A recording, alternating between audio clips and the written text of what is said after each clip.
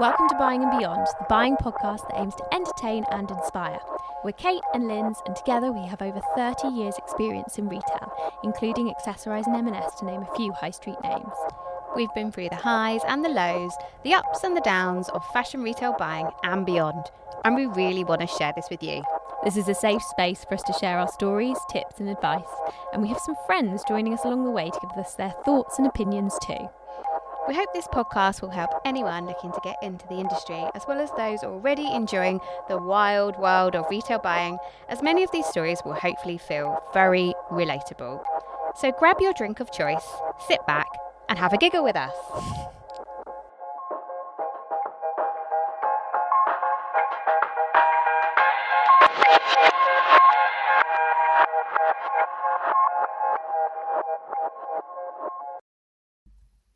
So hello! Hi! How's your week been? I can't believe it's almost the end of September already. Autumn's coming. How has that happened? It's like the weather's just switched off and it's gotten really cold. I think I even had a fire on the other day, which is really terrible. It's quite nice the autumn sun though, isn't it? And the clothes are so much better. Oh, that's true. Yeah, we were talking about autumn wardrobes being so much nicer. Mm-hmm. So much easier to style. I love layering. Oh, I love layering, And especially where I live. And a chunky jumper too. Oh yeah, chunky knit. So this week, as promised, we are introducing our best friends, the Merchies. And who better to tell us about merchandisers than merchandisers themselves? Absolutely. So we're really excited to introduce our favourite merchandiser ever, Nat.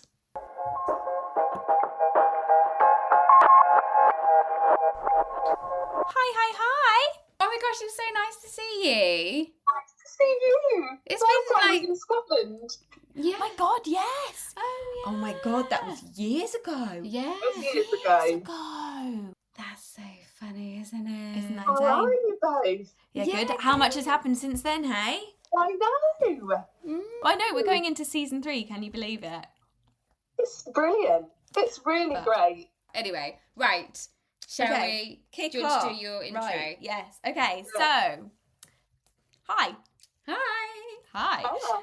So, this week we are introducing our best friends, the merchandisers, and who better to tell us about merchies than the merchandisers themselves. So, we are really excited to introduce our favourite merchandiser ever, Nat.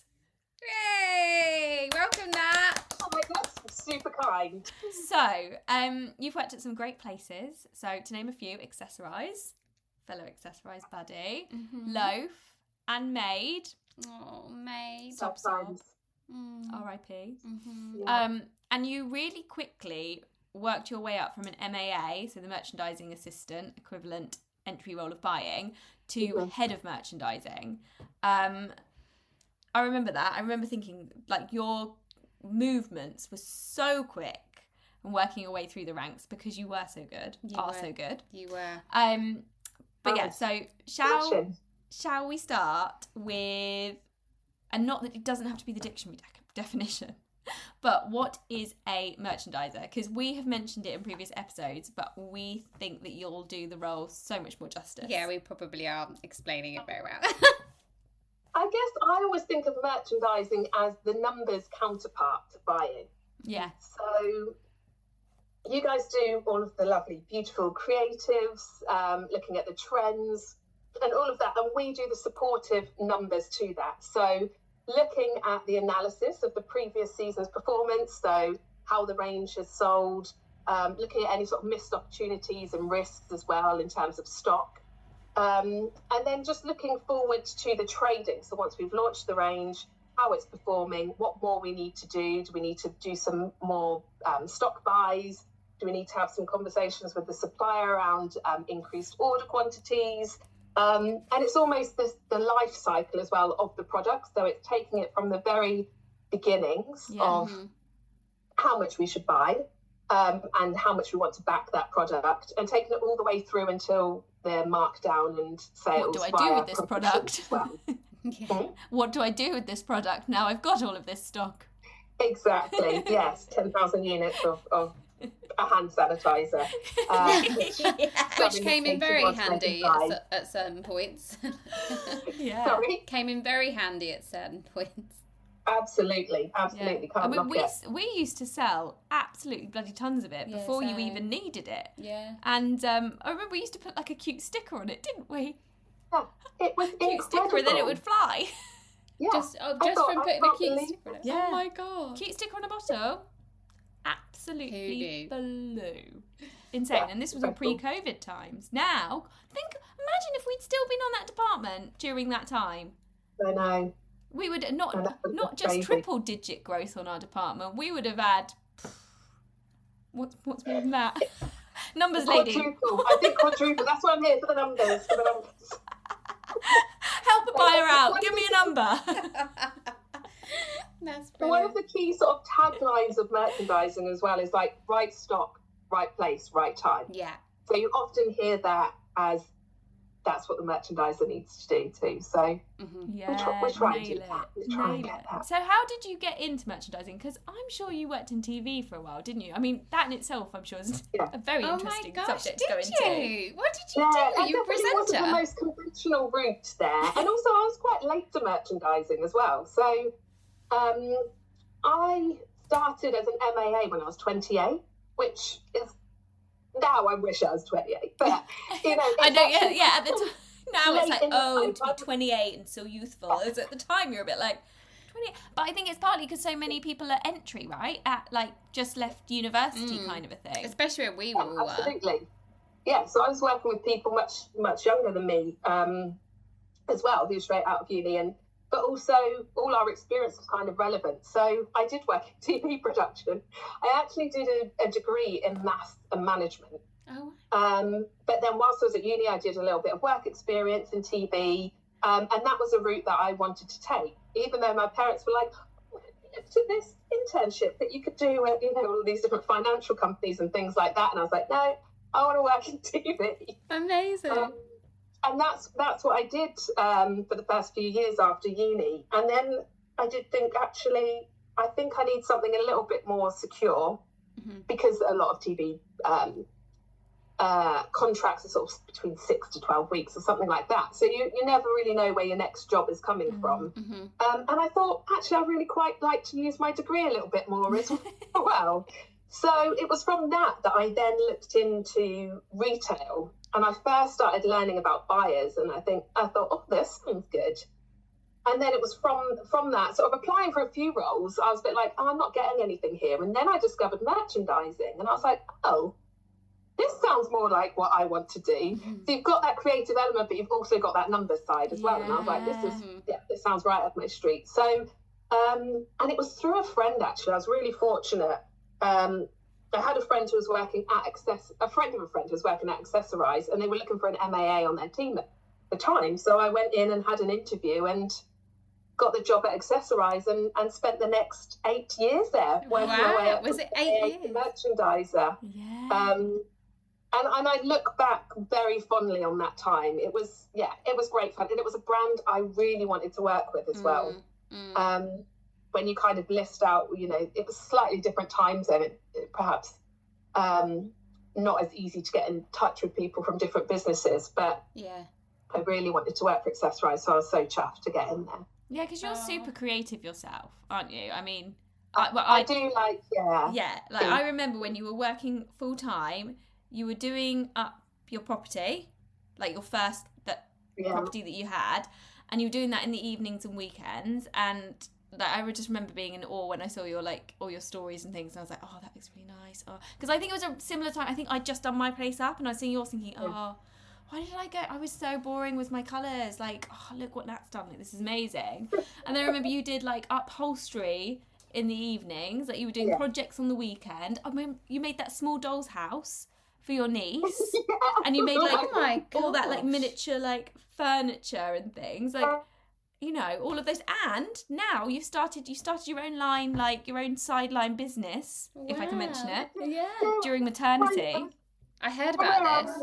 From merchandiser, I'm definitely more on the creative side, which I don't know if all buyers like that or not. I loved that. I loved that because I felt like I had like a creative soul in the room with me. Yeah. I don't think I've really ever worked with one that's been uber creative.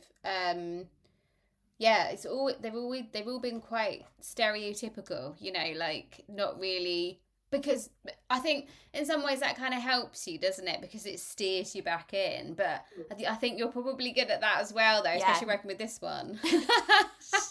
Do you know what? Actually, Nat, I was reminiscing. I think it was just the last episode. I was reminiscing. Do you remember we were trying to think about what the new unicorn was, and I was like, pandas in space, and you were like, no. What?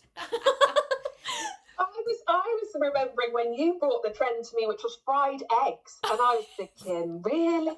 Fried eggs? Because we did like a lot of icons, we always called them, but it was all, there's this time of the avocado and the fried egg, and I just had to trust her because I knew she always bought these things, but they always flew. Like, honestly, the prints that we had in our stationery range and seasonal ranges were quite out there, but you were always there at the forefront of those kind of trends. Which always works when you work for a company that has that customer, but when you try and bring that in somewhere else, and then it falls on its arse, and you're like, okay, maybe this isn't the right place. That was paying me a compliment. You told me I can't work anywhere else. Maybe you wouldn't have brought those ideas to the other places. Yeah, maybe. No, it was a lot of fun though. A lot of fun. But yeah, sorry. So, what's your favourite thing about merchandising and I guess working in merchandising, but also like working with buyers? And you've worked in so many different places, so it's really easy like to go back to. I guess maybe there's a different thing in each place because the customer's so different, the type of merchandising is different, and the buyers that you're working with are so different. Yeah, absolutely. I think having worked in accessories, that was the closest probably working with buying. The reason being is because it was seasonal. So you were buying an entire range, having it for, best part of the year, and then it was trading out of it whilst you're layering in your summer and your winter.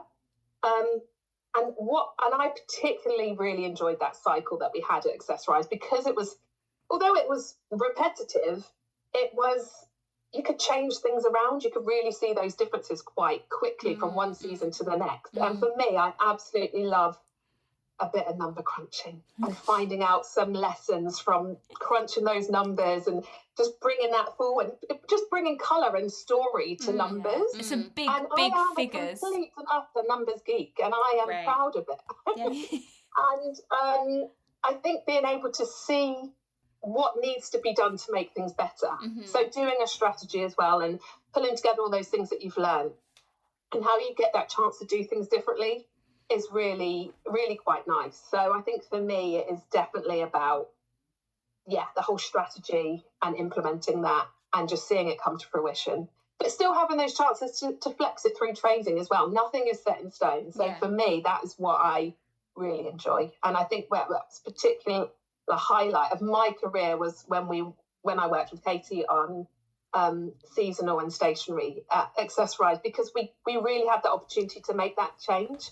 And that's not being big-headed because it's just numbers, it's factual, it's just it's there in black and white. But it was such an exciting time. It was really it was really great fun to have those opportunities to introduce promotions like on Christmas decorations, bringing in a 3 for 2 and launching Halloween in a much shorter, sharper time period and things like that. Just those changes. We took risks and we had to and then hope that it all paid off. And then seeing those results and then reporting back and then changing it for the next bit. If that didn't work, then tweak it a little bit more and how those changes then can grow those numbers. Yeah, absolutely. And seeing that. So I guess where I worked since then, so then had the opportunity to move to other brands that I also really loved and homeware. As you mentioned, I like home decor and upholstery and things like that. So getting to work for other brands that I loved, like Loaf and Made.com, was great, but it's a real different type of pace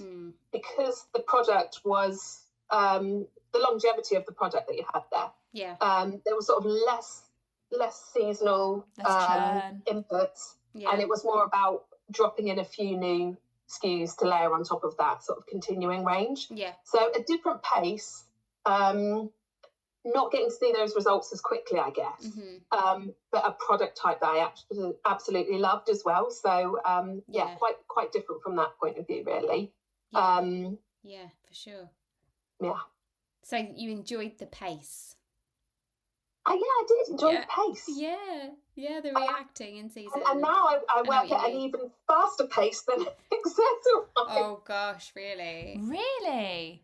Yeah. So now I work for a sports and nutrition brand, but working more in inventory planning. So slightly different to core merchandising.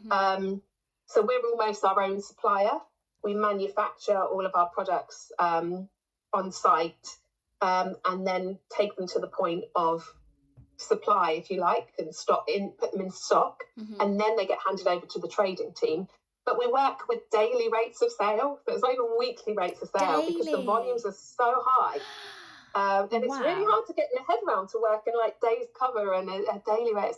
It's mad, yeah. So it's really quick. I worked in a place where we didn't even really use rate of sale because it was so slow, you know. Like, one extreme to another. Yeah, it wasn't really a thing that we used, because going from one retailer to another where they really use it, and then when they don't, it's just bizarre, isn't it?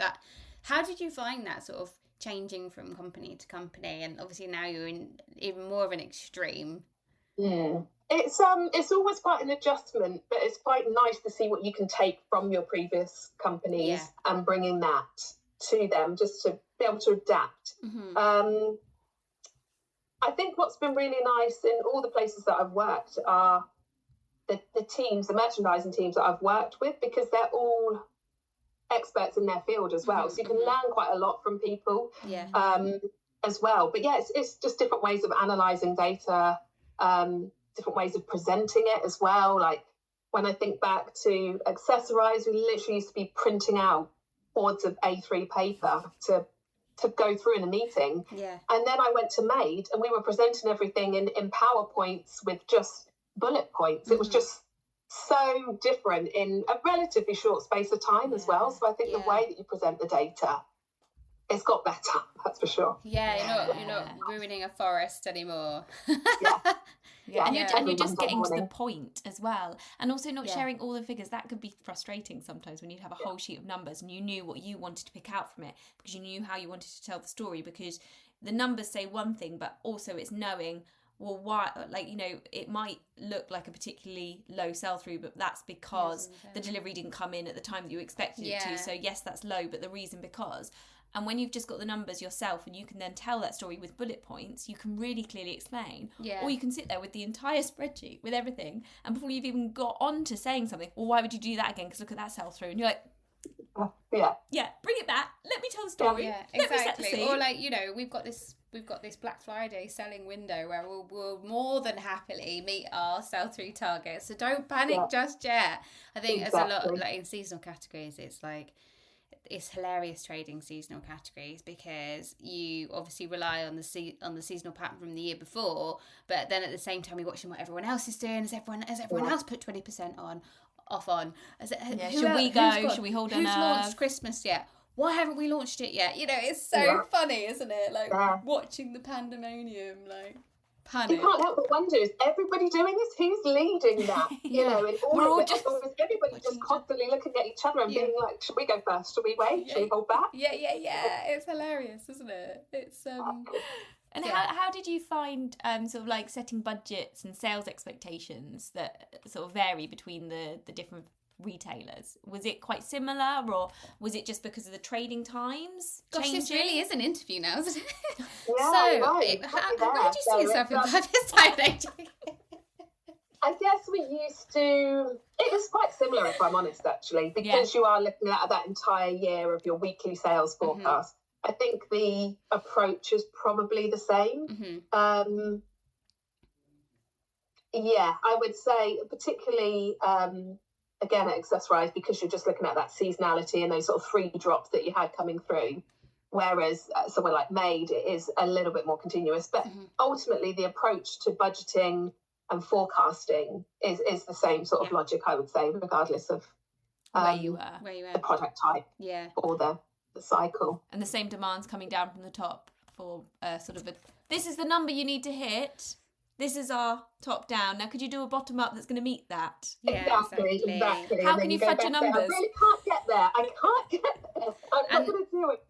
And the reforecasting, and then the what was it, like the 6+6, and then I'm going to trip myself up here. It's the RF1, the RF2, the RF3. You're like, okay, but it's December. Why are we doing a new RF for the year? Yeah. But no, there is a lot of reworking the numbers. Yeah. So that's what we're there to do. Yeah, for sure. And you have to love the numbers, and that's why you love the numbers, and you're a merchandiser, and we don't love the numbers so much, so we look at the product. Mm-hmm. We like numbers, but we don't love the numbers. Yeah, exactly. Yeah. Exactly. Okay. Well, that sounds like we're all one team. And I think it's plain to see as well, like, you are a great merchandiser. Yeah, we adore you. Do you want to have some time for some retail therapy? Yes, I think it needs to happen. I am so excited to hear what you've got.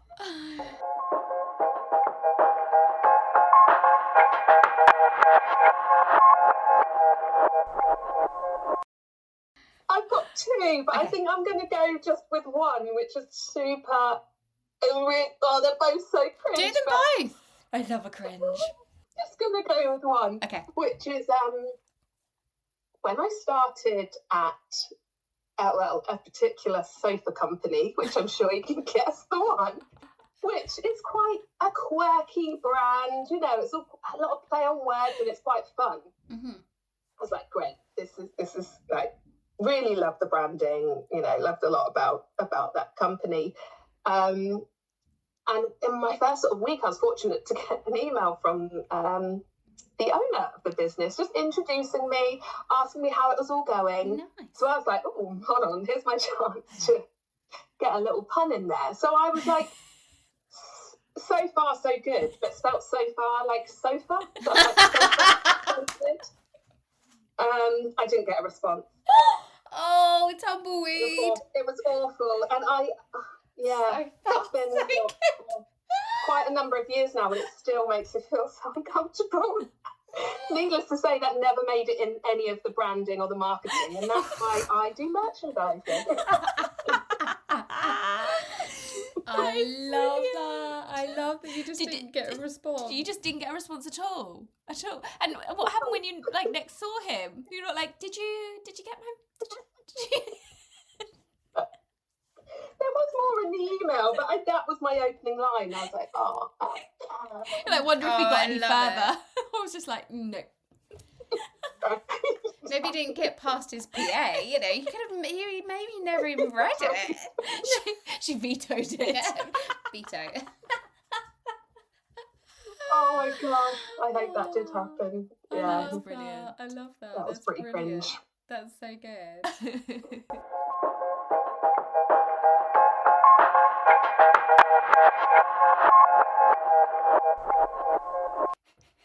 Oh my god. I feel like this. I reckon you've got so many more stories than that, but that is tip top. That is tip top.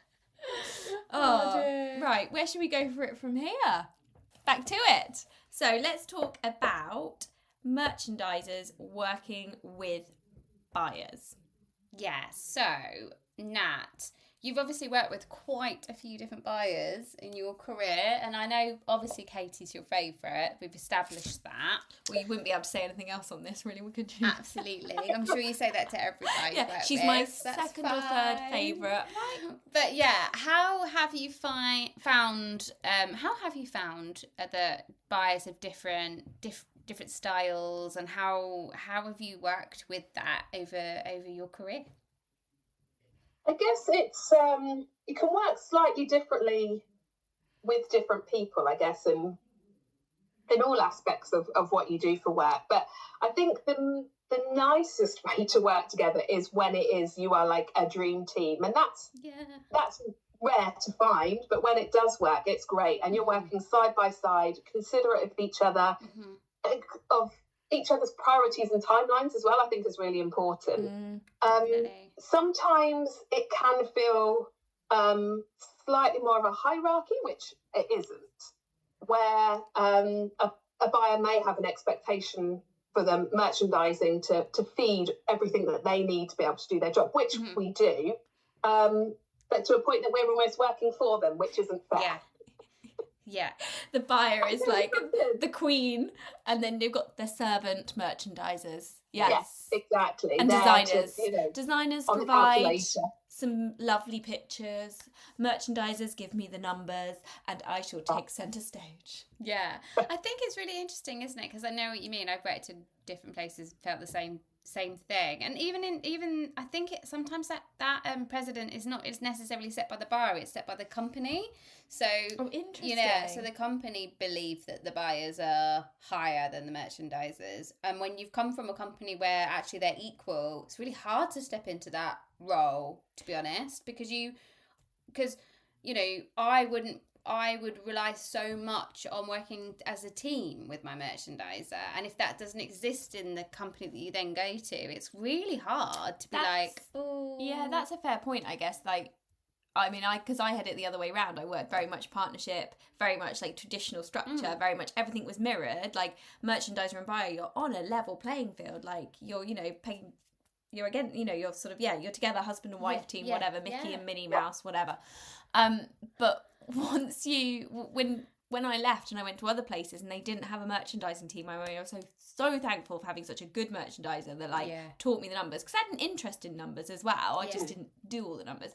But once I went to these other places and I didn't have the merchandising team and I was having to do the numbers myself, not brilliantly. I mean, really brilliantly. But you have the buyer, but you don't necessarily have the merchandiser. And I can't think, but I could be wrong, but I can't think of any places I know of where there is a retailer that would have a buyer but not a merchandiser, but not a buyer. Yeah. You've either got a buyer who is a buyer and a merchandiser, or you've got like a category manager. But I can't think, but I could be wrong, but I can't think of any setups where there are just merchandisers. So how did you deal with that then, Nat? Like in terms of, I think it is all about creating those team meetings where you're both bringing something to the party. So it's not about, right, we're having a team meeting, merchandise, and tell us everything that's going on. It's about like, okay, well, we can do that for sure. We can give you a picture of what's happening in trade, what we're working on separately as a merchandising function, what those focuses are there, which may take away our time to do something else that's happening on the category.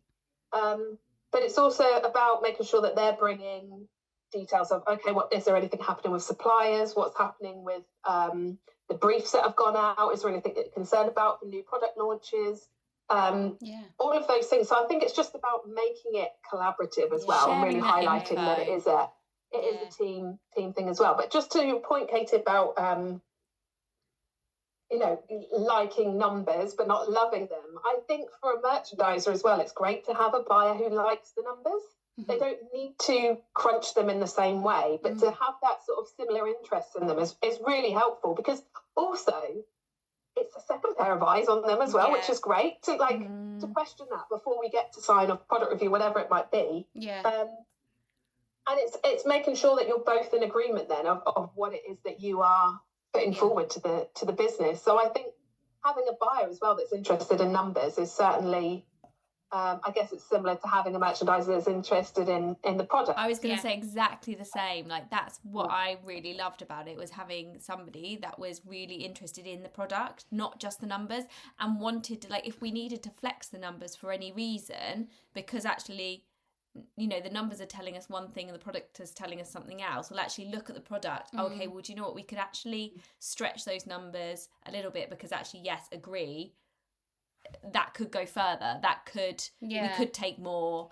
We don't need to be so strict with our numbers, versus somebody that is just in the numbers, not even looking at what the product is related to it, and therefore not having that flexibility and being able to move. And being on especially in product development buying, like being on the same journey as you. Like I've joined companies where merchandisers don't even go to supplier meetings with the buyer, and I'm like, well, how are you going to understand what the potential of that product is if you're not there right at the very beginning? It's, I think sometimes there are a lot of sort of narrow. There's a lot of narrow-mindedness. I'm being bold saying that.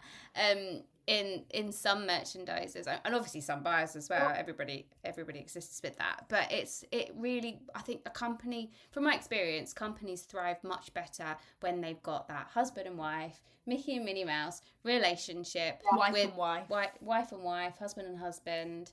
You know, have that like really tight relationship, and they go on the journey from the very beginning together. And it's not, they don't need to like work on design briefs and presenting to the supplier. Like that is our lane. Like we need that outlet, you know. But I think it's really important that they're on those meetings so they understand what all the conversations have been in the background, because you can't just join at the numbers stage. Do you know what I mean? Exactly.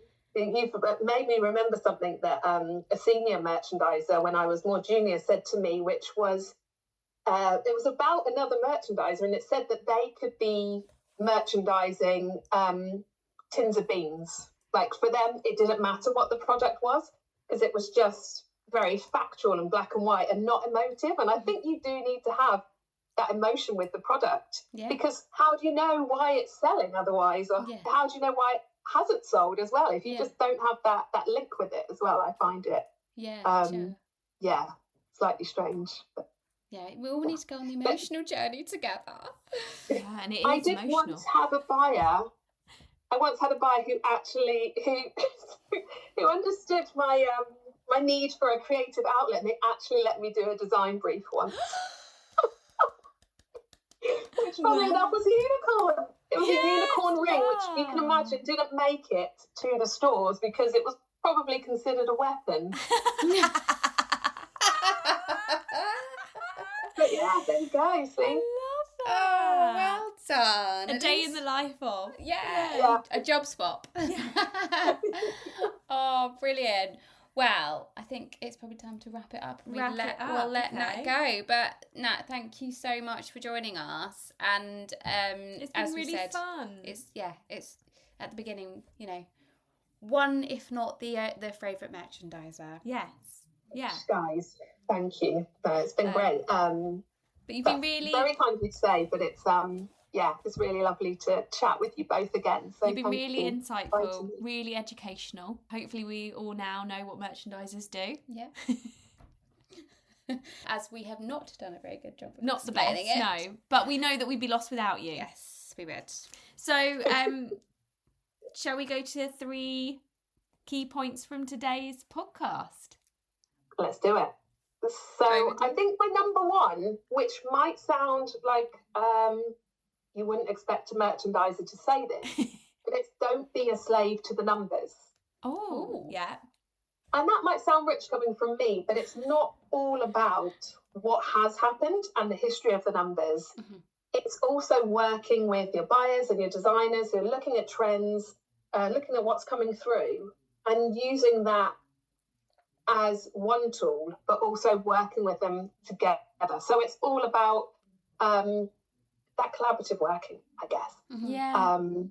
And taking a punt when the numbers say otherwise. Mm-hmm. So going with your gut. My first one. I love that. My second one would be don't feel like you're pigeonholed into one product type.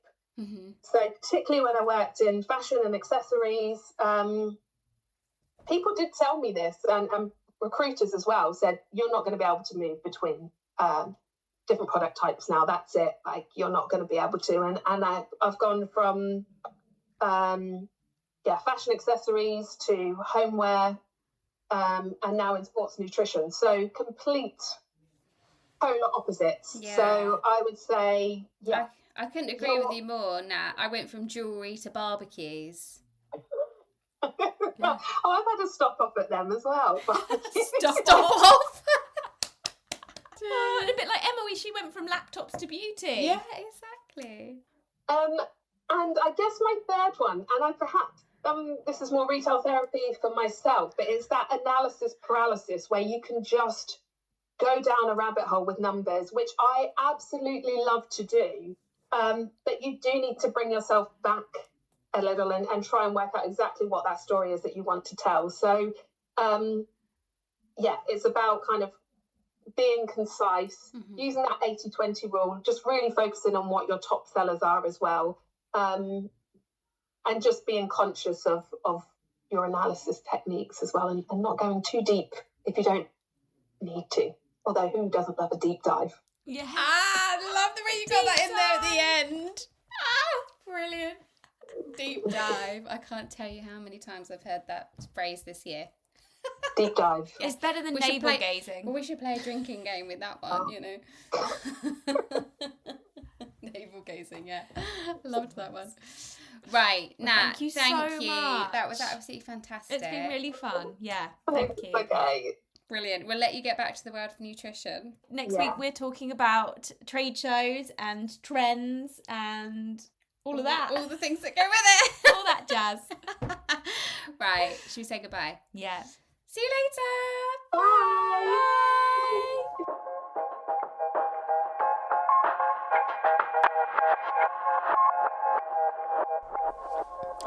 If you've enjoyed listening to this episode, please, please, please like and subscribe and leave a review. And if you already have, thank you, thank you, thank you.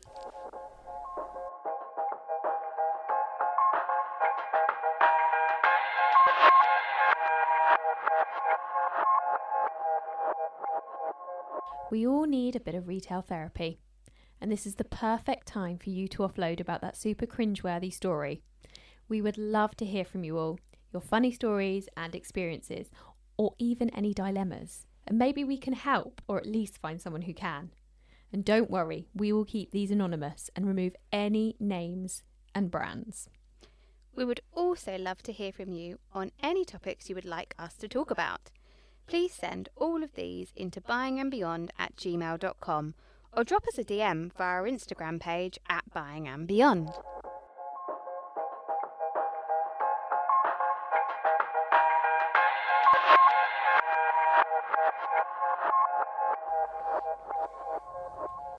Kate, are you a drama queen? No, Drama just makes things interesting. that's true. All these thoughts and opinions are our own and based on our own experiences working for a wide variety of retailers. These are all in the hope to entertain and educate, and not to reflect negatively on any place we currently or have previously worked.